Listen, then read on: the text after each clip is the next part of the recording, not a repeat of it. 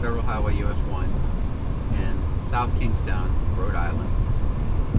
Southern, easternmost, or almost the easternmost corner of Rhode Island. The snow event that's going to get harder and heavier through the day. 0 inches right now. The roads are well pre-treated. That's why it looks like it's liquid on the road. It is. And that pre-treatment probably works well down to around 25 degrees, maybe a little lower. And will help the crews peel the snow off later on.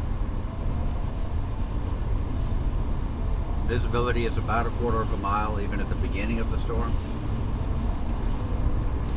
And we're expected to get somewhere between 12 and 24 inches.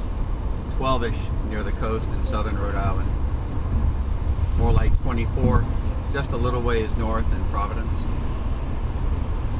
And spotty areas into eastern Massachusetts, they say will be greater than 2 feet. And Weather Channel's Jim Cantori is in Boston. So we know Boston's going to get socked. So, your on the road reporter from southern New England on US 1 in Rhode Island. Now back to you.